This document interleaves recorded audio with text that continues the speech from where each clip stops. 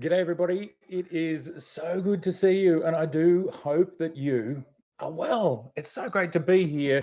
In some parts of the world, it is still Christmas, and where I am in Australia, is it the Eastern or the Western Hemisphere? I suppose it's the Eastern Hemisphere, isn't it? We are now in Boxing Day, but for those that are still celebrating Christmas, Merry Christmas. I hope you've had an amazing one. And in some countries, they actually have their Christmas presents and the Christmas meal before Christmas Day. They have it on Christmas Eve. But here in Australia, we have a massive day on Christmas Day. Dan, thank you so much for being here. Merry Christmas to you.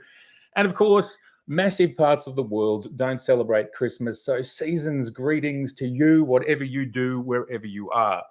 Now, this stream, I just decided to impromptually jump on here and say hi for Christmas. I don't have a specific plan. It's more about being a Q&A and us spending time together live. Now, I'm on holidays and I'm next to a swimming pool. And if we hear screams or people playing, children playing, or people coming in with their towels and whatever, so be it. That's what's going to happen. This is what happens. I'm also on 4G. A long way from everywhere. So if the signal gets rough, I apologize from that. But I've only got 2 4G bars. So we'll see how we go. Merry Christmas to Len, Scott, Allen, and Victor. Thank you so much, everybody, for being here. So as the title says, this is a Q&A. So it's an opportunity for you to ask me anything you want to ask me, and I'll do my very best to answer it in this stream. G'day, Benjamin. So fantastic to have you here. Now, of course, when putting on a live stream, being in the Southern Hemisphere, I have to think about the timing. So I do understand, for example, in Europe and in Asia, it's be late.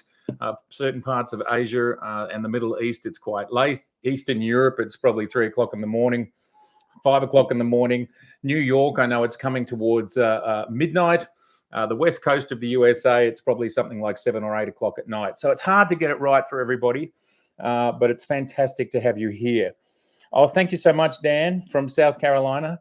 Yeah, how about the Z8? Well, you know, we don't really know what the Z8 is yet. And the only rumor that we've seen, I suppose, is the one that came through from Nick on Rumors recently, which was it's either something like the Sony A7R5, 61 megapixels, or it's something like the Z9. Now, I think those that watch the channel a lot will know that I would prefer the megapixels personally, not to get any higher. And I think the differential between 46 megapixels and 61 megapixels, you only actually get an extra 1,000 pixels on the long edge for that extra 10 megapixels in total. So from my perspective, it's not a huge gain, and lots of things change, like your file sizes get bigger, your hard drives get fuller. So I'd prefer the slightly lower megapixel count version of the Z8, but who knows? Yes, I'm super excited for it, and I'm hoping we don't have to wait another 6 months for it. Let's see. What else have we got in the comments there? 9:45 here in Denver. Hello to Denver. Happy holidays to you, Tim. Great to have you there. Toronto. G'day, Ian. How you going? And thanks, Len. Yeah, you agree. Yeah, so look, I think we all agree. I think we all agree that we'd love to see the next big thing from Nikon. Obviously, the Z9 has held the mantle for a whole year now. Like, what was it? It was Boxing Day 2021 that the Z9 came out. So we are now over 1 year. 1 year and 2 days since it formally launched. There's tons of them out there. I mean, who here in the chat tonight has a Z9? Can you quickly just tell me what's the breakdown of cameras from everybody that's here tonight? And please throw any questions at me. I know this is an impromptu live stream and you might have to think for a minute about any questions that you had. But I really want, and we don't even have to specifically talk about cameras either. I mean, we all have lives outside of our photography lives. Obviously, it's a massive part of my life. I've been a photographer and a filmmaker. I was doing it as a hobby as a 12-year-old, and by the time I was 19, it was my profession. So it's a massive part of my life. A good, I got one. I love it. Yeah, like the Z9. It is an epic camera, but of course, not everybody can have a Z9. So I'd love to know what everybody else has got out there. And please, if you can hit on the like button, that will get the notification out to more people that we're here and streaming. And then hopefully the more we can get out there, the merrier it becomes. And I hope everybody's having happy holidays. You've had an amazing Christmas day. Thanks for those of you in North and South America who are still in Christmas Day for joining me here instead of being wherever else you might be. That's awesome that you're here. Just say no to snow. Yes, well, we saw the headlines that there was a huge cold front that went through North America and maybe even Central America over the last few days. And there was a freezing cold snap in Canada and up in New York and areas like that. Has anyone been a part of that? We've got the Z6 II, the Z7. Oh, g'day, Joseph. Fantastic to see you. I hope you're well. What is my favorite subject to photograph, asks Scott. Look there. I have photographed everything under the sun, from bands to politicians to royalty. And I think you probably see it on my channel. I mean, there's a lot of stuff I don't, there's almost all of my professional work I can't put on my channel, whether it's for the fact that it's not going to be released for 3 months or it's just not appropriate for me to do it from a client perspective. And I suppose the work that I most gravitated to is that sort of streetscape, cityscape. But for me, I feel that it's more than escape. Like what I try to create or what I try to convey is a sense of story, a sense of drama, a sense of cinema. So I'm not sure it's a specific subject, but I think I'm more like to create a specific feeling. I like to create very emotive images one way or another, and I'll kind of do that wherever I am. Like I'm in country Victoria, country Australia. There's windmills, there's stables, there's all the things of country, and I love to create those same sort of images in this sort of environment. I mean, what sort of images? Please let me know in the stream. What sort of images does anyone else like to create? And does it end up being more about the emotions, the specific subject? Does that sort of ring true to anyone? Victor, no. I was not affected by the Z9 service advisory recall. Look, based on what I saw on Nikon Rumors of the people that were responding, and based on my circle of friends, none of us were affected by that, and it looked like it was sort of a batch that was pretty recent from what I can kind of piece together from all the evidence I can see. So it looks like something like June to September, or a pretty small batch in there last year. No, we're still in 2022 of cameras. So, and because my camera, I bought mine day one. I spoke to my favorite retailer and I said, I have to have one, and they got me one day one. So I haven't been affected, and nor has Joe, who shoots with me all the time, Chris, who you would have seen in a video, who does the cricket. I know that Seth hasn't been affected, and Ray Parker. Hi, Ray. Any of you gents, if you're out there and listening, g'day to you all. None of us have been affected. So yeah, it seems to be, I would say, a minority. I'm gonna have a glass of water. It's very hot here. It's 35 degrees today. That's what happens in Australia in summer, and that's centigrade, not Fahrenheit. Now, everybody, how's the connection going? We are on 4G. We're running off my mobile phone.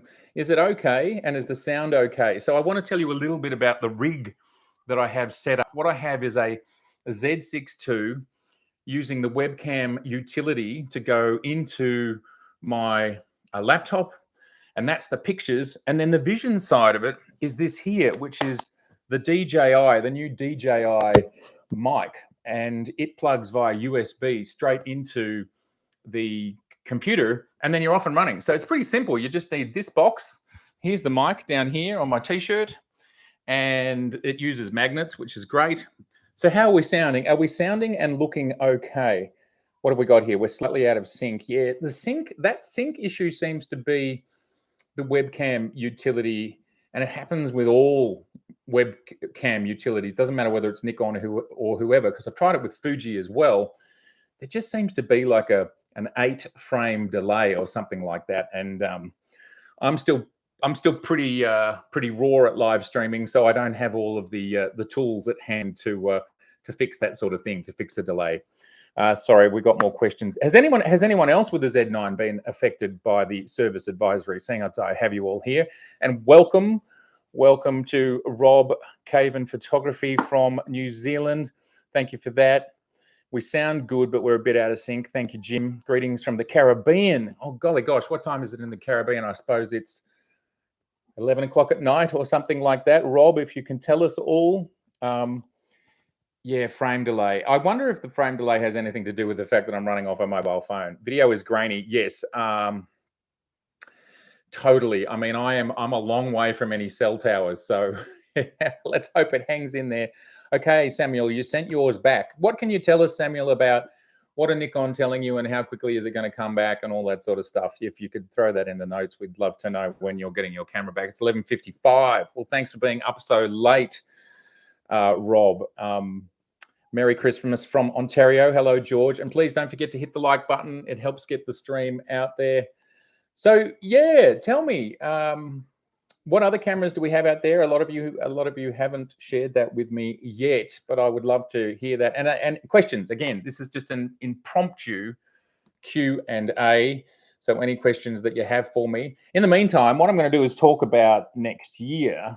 I plan on trying to do even more next year. I want to do more organized live streams. I want to get more people involved in those live streams. And I'd love your feedback. And you can give me your feedback right now. Which content is the content that you like most on this channel? And obviously we haven't done a lot of live streams, so we can't really talk about that. But I would love your feedback as to if this sort of format, especially if I give you notice, which I will next time. I just thought I'd squeeze this one in because I can. We've got a Fuji GFX 100, George, yes. And I would love to get a GFX. Those cameras excite me a lot. And as I've talked about for 2 or 3 years now, I would love Nikon to squeeze that small medium format sensor into the Z mount. Who knows if it will ever happen? Who knows if it's even possible? I'd love to see it. Thank you, Rob. Always a pleasure. Is Nikon coming out with more affordable cameras? Jim, I mean, I think Richie said it in his live stream with Seth and me a month or so ago. He said something along the lines of, Nikon aren't just going to suddenly stop making cameras. Clearly this year was the year of the Z9 and the Z30, which obviously was their most affordable camera ever, and that came out after the Z9. So yeah, yes, of course, more cameras are coming. Nikon have been putting out cameras for over 100 years now, and unless Nikon suddenly wasn't here tomorrow, which they won't be, that's not going to happen.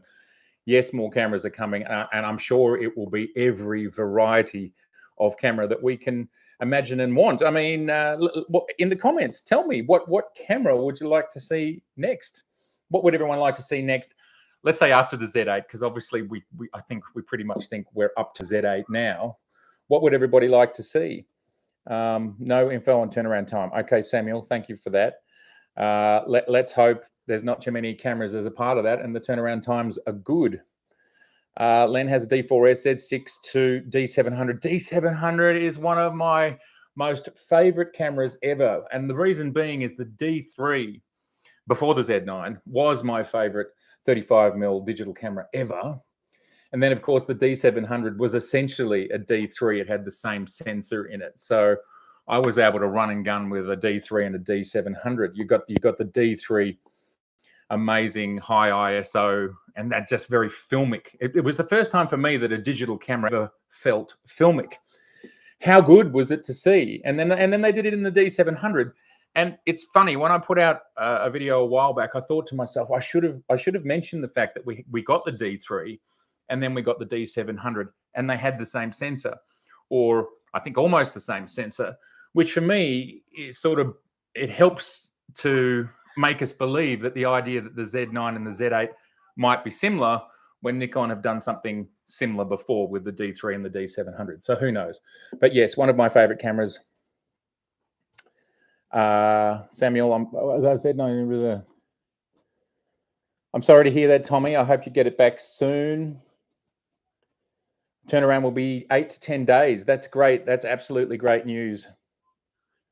Yeah, Scott, I tell you, just quietly, don't tell anyone, Scott, but I'm hoping to do a Northern Hemisphere trip next year and take in the west coast of North America, the east coast of North America, and to get to Europe. And there's lots of people I would love to catch up with and hang out with when I do that trip. So I'm still trying to work that out.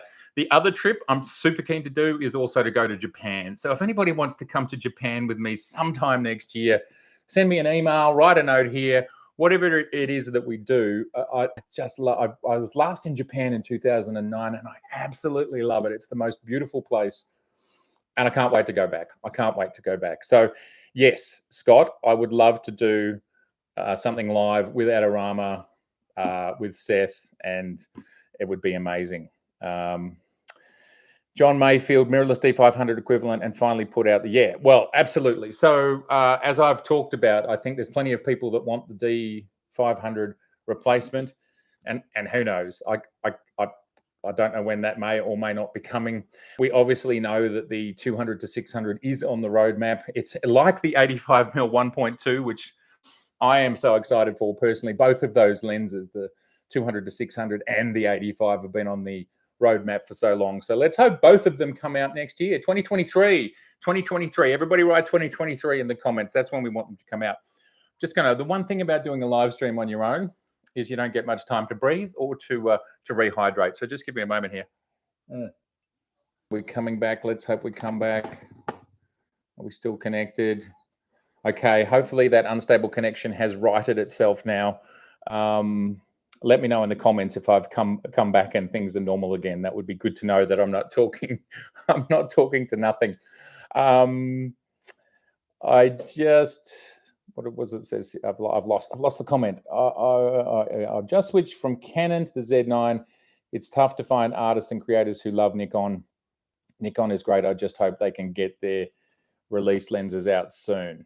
Yeah, well, look, I think we've got over 30 lenses now, and it's a backbone of astonishingly exciting lenses. And when we talk about something like the 85 1.2, that we're starting to get into the exotics from my perspective. An 85 1.2, a 35 1.2. Well, it pretty much looks like it's going to be a 35 1.2. This is exciting stuff. I know there's still, let me know in the comments, what sort of lenses would people like to see out and beyond what we know about today, including everything on the roadmap? What other lenses would people like to see? And, they can be fantasy lenses. Let's throw them down here and let's talk about them. Melbourne Pix, an analog film camera is on the development desk at Pentax. Is Nikon looking to, who knows? Who knows? And Melbourne Pix, are you in Melbourne, Australia? And if so, hi, let's catch up. Robert Warner, I still have my D500. This will be my last camera. I currently use it to take photos of the sun by attaching it to my telescope. That is so cool. How many mils, Robert, does that end up being? Are you shooting with like a 5,000 mil camera equivalent at that point in time? Let us know. Absolutely, Robert. We would love to see a full frame version of the ZF. Totally agree. I think everybody I've spoken to would love to see that. Obviously, we had the DF. It was a camera that I almost bought, but then it was like, I think it didn't do video, and I was really wanting to try and lean into video at that stage. So that was the reason I didn't go for it. But it's still, to me, a classic and beautiful camera, and I love that camera. Don't forget, keep asking me questions. Don't forget to hit the like button. Helps the video get out there. Glad to hear I'm looking okay. Samuel asks, how about camera upgrades to existing models? Samuel, what do you mean by that? Like actually being able to swap out the sensor and put a new sensor in, or swap out the CPU? I think something that has been talked about a little bit is the idea of now having internal storage in our cameras. Wouldn't we love that? So my mate, I think I talked about it in a recent video that a mate of mine is buying a Leica M11. So we actually shot that video about 3 or 4 days ago. I've started editing it. It's a really beautiful little video. And I didn't realize, but the Leicas have storage in them. And so he's gone out shooting, and he shows me the card bay, and there's nothing in the card. There's no SD in the card bay, but he's shooting away happily. So I think we'd all love to see storage appearing. I would certainly love to see internal storage, because every now and again you head out and you're ready to shoot, and lo and behold, you don't have any media on you. It does happen every now and again.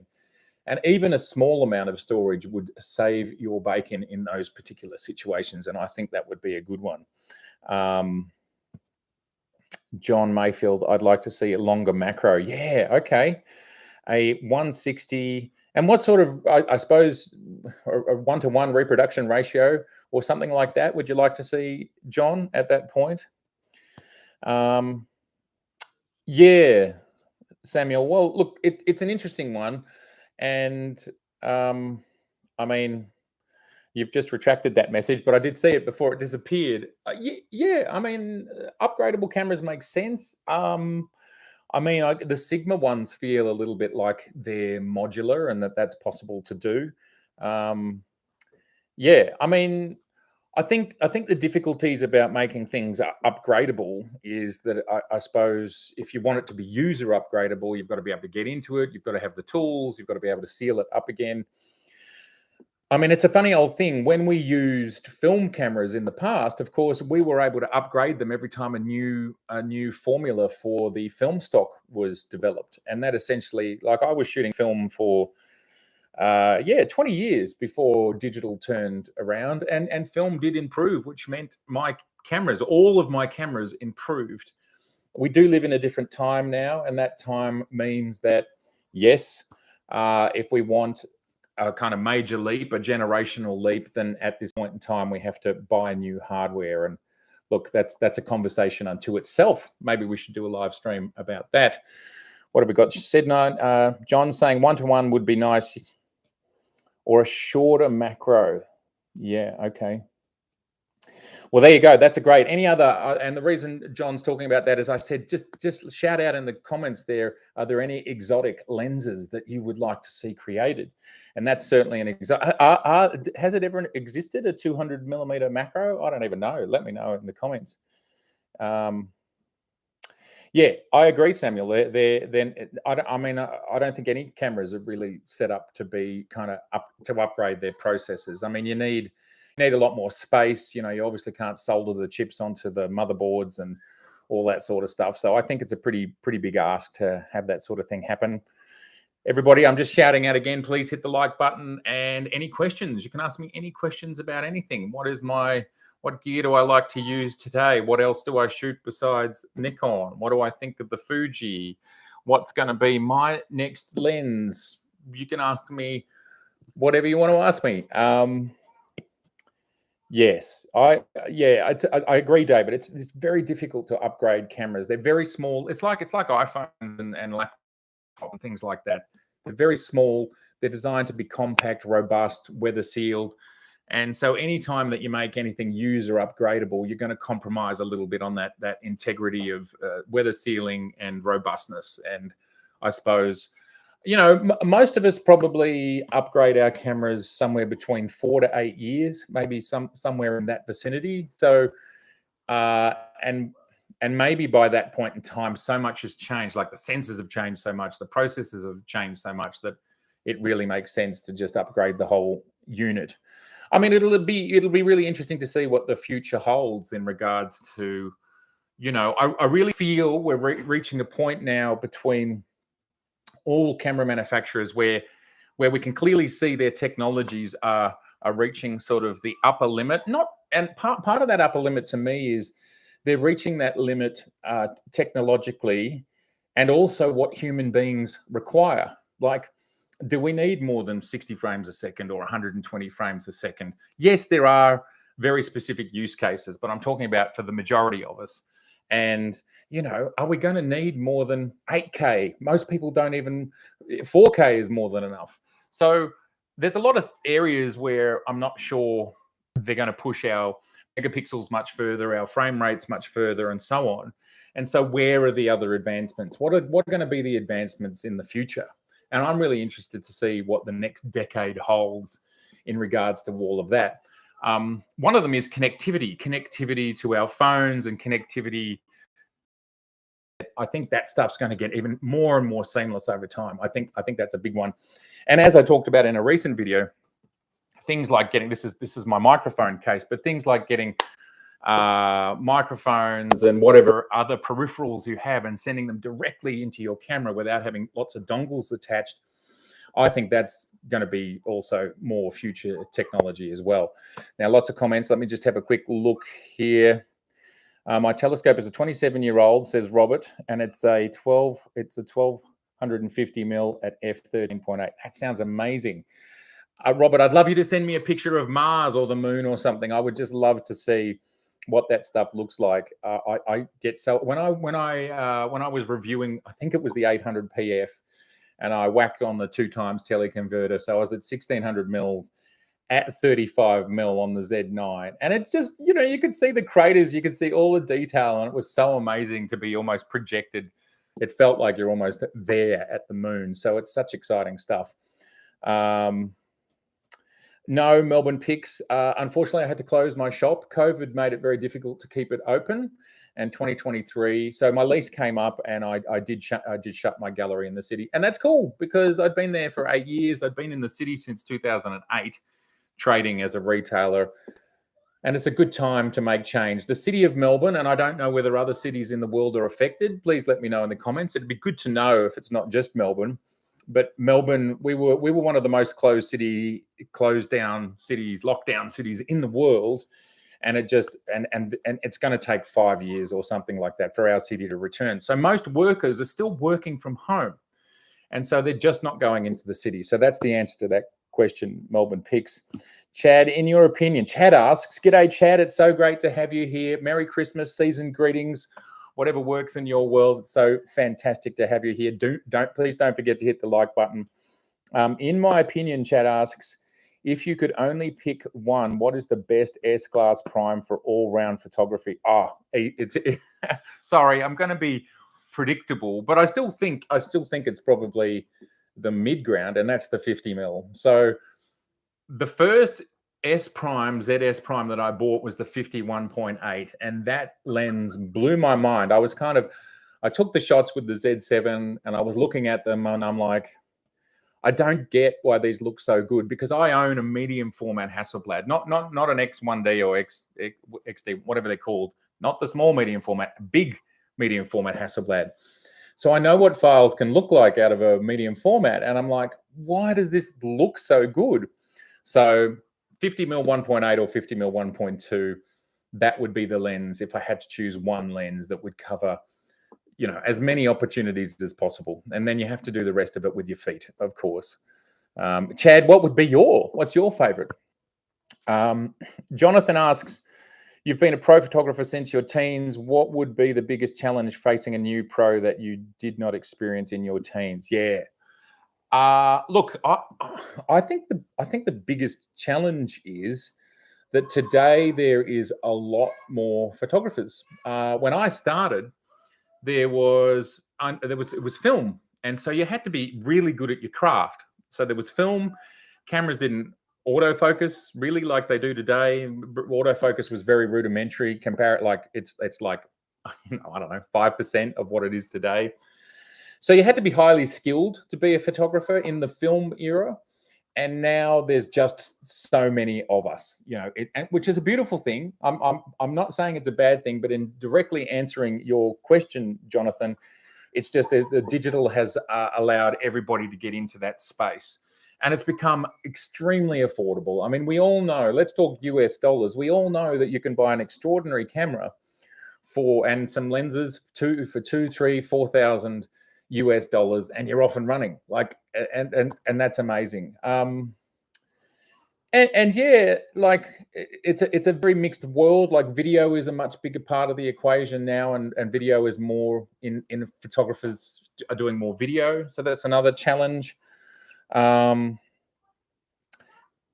so they're probably the two biggest things. I think off the top of my head, Donald is asking, if you only could have 3 Nikon lenses, what would they be? Oh goodness. Okay, for me, for my use case, for what I do, it would be the 24 to 70 2.8, the 50 mil 1.2, and the 70 to 200 2.8. I think I'm sorry, that's very predictable, but that covers the mix of my streetscape photography or my kind of let's change the name, cinematic photography, and it also would cover the majority of my client work. It really would. And I just can't stress. I know I made a video about it recently, kind of, but the 50 mil 1.2 is such a sublime lens to use. It really raises the bar of what things look like. They just look so good. Yet it's a fully automatic lens in the sense of you've still got ridiculous autofocus with it, and you've got obviously manual auto aperture and all those sorts of things. So. As I said just before, I could almost live with that lens alone. David Stewart asked, the processing speed. No, he doesn't know. The processor speed of the bus speeds determine every part of the computer. Yes. Newer processors have faster bus speeds. Yes. Yeah. Good point, David. So what David's making into a point about in regards to a previous comment, if you weren't here, can we upgrade the processors? But it's a good point. You may well upgrade your processor, but the pipeline that all the data runs from all the different areas of the camera, which these days I don't think it's much. It's like sensor, processor, storage, but those pipelines need to be wider to take advantage of an upgraded processor. And of course, I think we live in a world where the bottleneck is still getting the data off the sensor as fast as possible. The Z9 being, I believe, the fastest one we have right now in the 35 mil space. But we still don't have a global shutter in that space yet. So you need the sensor so you could put a faster processor in a Z9, but it doesn't mean the data can come any faster off the sensor. I mean, we don't know. We don't know where the limits of sensor, processor, or storage lie in, say, the Z9 or the A1 or the R3. We don't know. And, that stuff will become apparent maybe never, basically. Melbourne picks more Lightroom style filters inside a camera would help. Okay. Oh, thanks, John. So they did have a 200 mil f4. Wow, that's amazing. No worries, Jonathan. Thank you, Sammy. Yeah, you'd go the same 3 lenses. Yeah, the 50 mil. I mean, the 35 is a great lens as well. And look, obviously super duper excited about the 85, which I think we're all pretty confident is a 1.2. And really, the biggest giveaway is the roadmap itself. We've got a line of 1.8s, and then above that we have those three, the line of 3 for 35, 50, and 85, and they're all there together. So I think I'm going to stop putting a disclaimer now with those 3 lenses. I'm formally going to do it here. We do have a 35 1.2. We obviously have the 50 1.2, and I'm going to be cheeky, and I'm just charging my camera here, but there it is. And look, it is a big unit, isn't it? It's a big unit. And people often complain about the fact that it's a big unit. And I've been doing this for so long that for me, image is the king. Like, all I'm interested is whatever image I want to get. And for me, it's not about pixel perfection. It's not about ultimate sharpness. For me, a lens like this is actually about its low light performance and short depth of field. And I just love short depth of field. And I was walking around my house the other day thinking, I've got to mention this in one of my videos, but why don't I do it live and see if I can't trip over myself while I do it?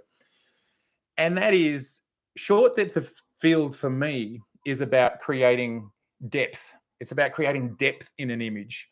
And to me, one of the most successful things that I can do as a photographer, and we all have different use cases. Some people want everything in focus because they're doing a landscape, and they want the plants that are 3 feet from the camera to the mountain that's, 50 miles away. They want everything to be in focus, and that's totally fine. Whereas for me, and I do take those shots as well, but for me, a lot of the time, I really want that separation. I want that sense that we're looking at a flat medium, yet it doesn't feel flat to me. We're creating dimensionality it's really an optical illusion by saying this is in focus, this thing that's close is in focus. And as we can see here, now I'm out of focus. And look at that. we're getting the dimensionality, and yet this is flat. But your brain goes, oh, well, this bit here at the back, that's soft. So it's got to be 3D. And I love that. I just love it. I've always loved it, and I've always chased it. So that's why these 1.2s are so exciting to me. And I can't wait for the 35 as well. I think that's going to be really fun to play with because, yeah, I mean, I haven't looked up how different a 35-1.8 is to how different it might look. And of course, that's going to change wherever your focus, your critical focus is, but it's going to be fun to play with. And if you haven't filled, g'day, Paul. Fantastic to have you here. Thanks for joining me late. I know, I can't remember, Paul. Are you on the West Coast or the East Coast of the US? I just can't remember. But either way, it's getting late on this holiday day. And remember, keep those questions coming. Old Dog News has said, hi, Matt, my Z9 showed up yesterday. I'm exhausted. That's interesting. Did your Z9 take you for a run? Or is it just that it's so epic? There's so much to learn. Is that what it is? You're in the middle, Paul. Is that what's going on for you? Old Dog's new kicks, not tricks. Sorry, that's my dyslexia kicking in.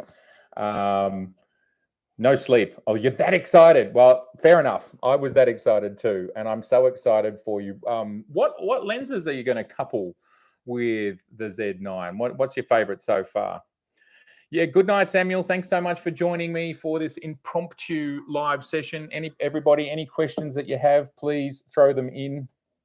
And talking about next year, as I said, I plan on doing even more live stuff. And the channel actually has channel subscriptions. And this year, 2022 was a massive year for me, moving out of my gallery, coming out of COVID, just trying to get everything spinning again. And I just didn't have as much time to put into everything that I wanted to put in as I had in previous years, because the two previous years was lockdown. So we had a lot of time on our hands. And so I'm wanting to spend much more time with the channel subscription holders. I don't know what to call you, but yes. So so that's people like Paul. G'day, Paul. I'm going to be spending more time with you and everyone else that's a part of that. So that's part of 2003. G'day, Martin. Happy holidays to you, Martin. Hear my thoughts on different Z cameras, dynamic video capabilities, panning, stability, rolling shutter. Okay, yeah, sure. 24 to 50. Yeah, fantastic. How's that? Is that the new Old Dog's new kicks? Is that the new Tamron? Yeah, the native mount. Fantastic. I haven't got my hands on that one yet. I reached out to Tamron, but they didn't think I was cool enough, and they didn't send me one. Tamron, come on, how am I going to test it and show everybody if you don't send me one? But call me Joe. Okay, Joe. Thanks for being here, Joe. Fantastic. Rolling shutter and dynamics. The dynamics, panning, stability. So panning and stability. Okay, so we'll just start with the Z9 because it's obviously the big kahuna of the family right now. I definitely feel like it's got a better image stabilization unit, a better IBIS unit, and with some lenses. Which lens was I shooting on? Oh God, I can't remember. There was a lens I was shooting on the other day, and I'm handheld, and it feels like, here we go, Z9. I'm handheld, and it feels like I'm on a tripod. Now, obviously, you've got to stay as stable as you can, but the IBIS unit is definitely the best of all of them on the Z9, and that makes sense. It's a bigger body, has more space, has more power, all those sorts of things. It's the latest version, and so on. And again, it's got the fastest sensor, so rolling shutter is at the minimum. But all cameras without a mechanical shutter that aren't global will give you rolling shutter if you try hard enough. The thing is, one thing I hate about a lot of reviewers is they kind of go, oh, look, it's got rolling shutter. And it's like, yeah, nobody ever shoots like that. So I remember doing something on my D850 back when this channel go look at my old D850 review from about, 5 years ago. One of the first things I put out. And sure, it said it has rolling shutter, but I said in that video, you just shoot around it as much as you can, and don't do this crazy business, because all you're doing is actually trying to invoke rolling shutter, where the majority of time it isn't actually a problem. I would say the Z6, Z6 II, Z7, Z7 II are similar, and obviously not as fast as the Z9. Didn't experiment enough with the Z5. I had that for about a month. It might be slightly slower.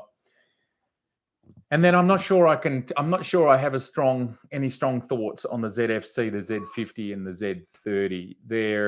They're much smaller sensors, so maybe I don't have strong feelings because they're similar to the Z6 and so on, because you've got less area that you have to scan physically. Well, no, it's about the pixels, isn't it? So it's not about the area size. But yeah, I don't think they're particularly different. So I don't know. Does that answer your question, Martin? Let me know. Still waiting. Yes, Paul. I'd be hard pressed to believe that we don't see. Like I'd be astonished if we don't see the 200 to 600 next year. I would be astonished. As I said before, you probably arrived. The 85 1.2 and the 200 600 have both been on the roadmap for, maybe something like 2 years plus. If there's any lenses that should be appearing next, unless and Nikon have done this, they just randomly throw us lenses out of nowhere. I'd be really strongly expecting both of those lenses next year. So fingers crossed for all of us and everybody who wants either of those lenses. Jean, Merry Christmas to everyone. Thank you very much.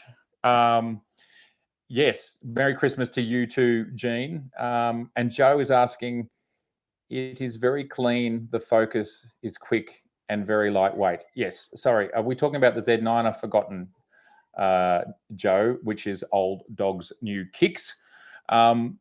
Jonathan, I enjoy your work and would like to support you.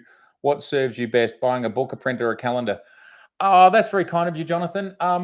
Any of it is awesome. Calendar is great. I personally, I don't mind. It's just wonderful to have, one of the, I think Becky from Grays said this in their recent Christmas live stream, which was, and hi, shout out to the Grays. Love the Grays. I think they're absolutely the nicest people in the Nikon and photography community out there. Absolutely. And that is, photography can be can have quite a lot of solitude about it. We spend a lot of time on our own photographing for years. I've been going out late at night photographing my cityscapes and my landscapes for years and years and years. Like, it might seem like it's forever, but I only met Joe 2 years ago, almost exactly to the day. And he comes out with me maybe 50% of the time. The rest of the time, I'm still on my own. So to go back to what you were talking about, Jonathan, it's just great to have you guys out there. And I really look forward to getting to other parts of the world so we can physically meet. Virtual's awesome. Love YouTube, love the space, love what we're doing here. But genuinely a big part of all of this for me is the community. And we just don't always have time. And live is something that I've got to be honest with you, I'm actually a shy person, and live is something that I would traditionally find horrifying. So it's awesome that I'm here. And it's great to have all of you out there. And do we have any more questions? We might have more questions already there, but please throw any more questions at me, because I will be wrapping up. I'm going to wrap up in the next 10 minutes or so. It's hard to believe, but we've been here almost 45 minutes. I can't believe that. 45 minutes. What happened? It's the Tamron. Very good. Do you have any tips for using the Ninja with the Z9, getting raw out of the external? Okay, so I believe I recently asked Richie this question, and you can only record Nikon RAW internally. That's what I believe. So you can send whatever else you want to your Ninja. Well, no, I can't say that for sure. Sorry, someone's just asking if they can come in, and I'm saying, yes, come on in. No? Okay. They're having a great time in the pool. I might go jump in the pool after this. So I believe you can use the Ninja to record all the other codecs that are within the Ninja, but for actual Nikon RAW is not actually on the Atomos Ninja, whether it's the 5 or the 5 Plus. So that's what I believe the situation there is with that one. So any more questions out there in the world? Hello, Randall. So fantastic to have you here. It's yes, absolutely. It's a great time of year. Hopefully, lots of people are with their families and resting and taking care. Any more questions before I say ta-ta? And I'll give you a little sneak peek. My next video is probably going to be the Per Gear, not the Per Gear. No, yes, the Per Gear 35 1.4 manual lens video. I went out on the Z6. That is a cute little lens, super affordable. Check out for that. That one's coming soon. The Leica M11 video is coming soon, which what I mean, does anyone out there I've never owned a Leica. I've hardly ever touched a Leica, but they are an artifact. They are something that is sort of in this day and age where there's so much noise around the speed of focus and the speed of everything, which is not my personal narrative, but there's a lot of narrative out there in this space. And then the Leica is just other end of the spectrum. It's just completely manual, which is quite a delightful and refreshing thing that this camera is so manual. It's a rangefinder, so you do not even have the EVF experience. You can buy an EVF and attach one as an extra. I think here in this country it was $1,250 just for the EVF. I mean, Leica, you guys are doing a great job. I think your profit margins are strong. Well done. But yeah, does anyone out there in the chat have a Leica? Let me know. But anyway, that video is coming soon. And I know another one lots of people are hanging out for is the 400 4.5. And Merry Christmas to you too, Manny B. Great to have you here. Oh, Chad's got a question. I'll get there in a second. But yeah, a lot of people are super excited about the 400 4.5. Now that's a lens that I got to test. I don't own it. I didn't get to keep it mid this year. And I tell you, it's not optically as good as the 400 2.8. I don't think so. But I think the differential is probably almost impossible to see. So if you want 400 mils that's still optically superb and you want it to be this big, it's like 20 centimeters. What is that in inches? Like 8 or 9 inches. It's around a kilo. I don't know. Is that 2.7 ounces? Something like that. I was just working on the video. I'm trying to remember everything that I put in there. But it's an astonishing lens, and it's one of these lenses that's ridiculously stabilized. It's got its own VR. So, yeah, I've got that review also coming in the next couple of weeks as well. From Chad, do you have any thoughts on the 800mm Z lens just released for wildlife? I was thinking about getting it. I presume, Chad, you're talking about the 800 PF. Look, that lens is spectacular. And what's so beguiling about it is it's really small and really light, yet optically fantastic. Now, if memory serves me correct, it is an f6.3. So that's maybe the only thing that may or may not be different about the 200 to 600. We don't know what the f-stops of that lens is going to be, but if it's related to the 200 to 500, which currently exists in the f mount, that's a constant 5.6.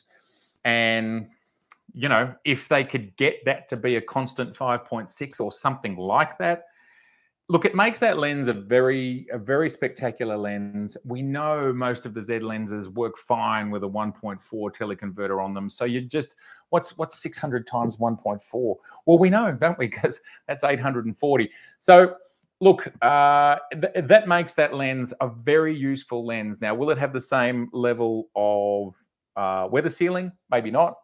Will it have as fast focus? Maybe not. Don't know. Haven't tested it yet.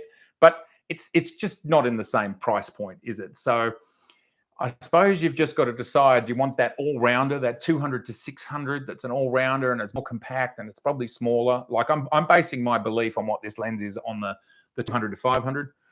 Or do you want this very professional tool, this 800? That's all it does. And look, it's some wildlife photographers like a bit of zoom. And it's fair enough. You know, you suddenly want to change your frame, and some obviously are happy with primes. So you can go either way there. You can go either way. Chad, Merry Christmas. Jake, how are you? Fantastic to have you here. Just want to say hi. Love your videos.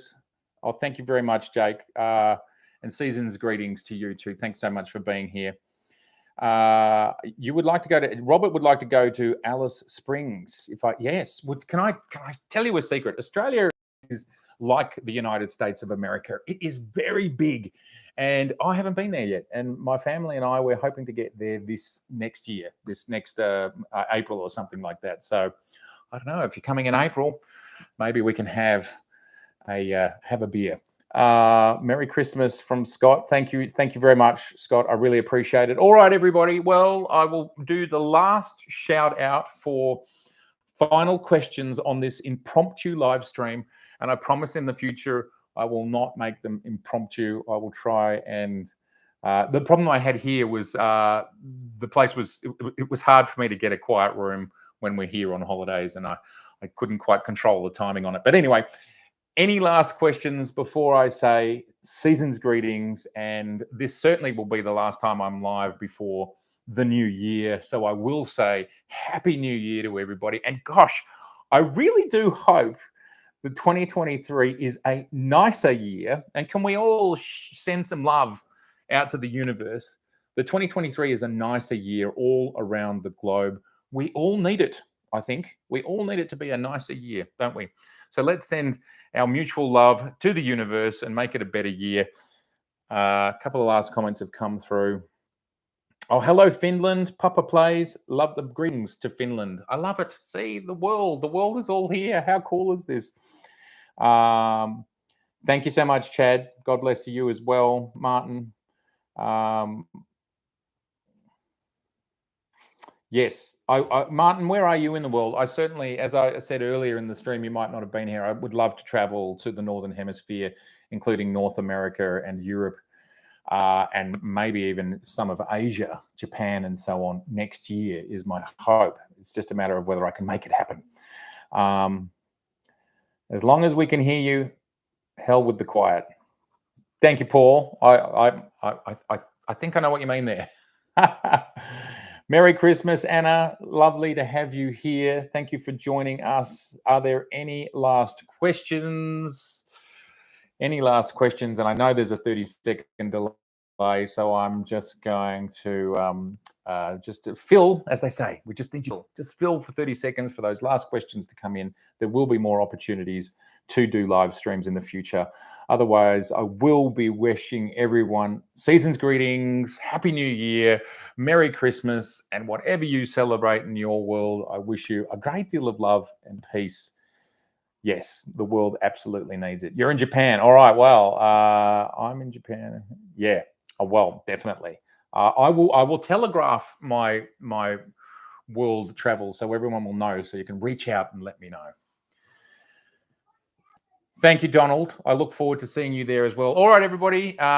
Good night if you're in America, in the Americas, and good morning if you're in Europe, and good day if you're here in Australia. It's what time is it? It is 4:30 something, 4:37. All right. It's been fantastic to see you. Take care. I will see you very soon. All right. Bye for now.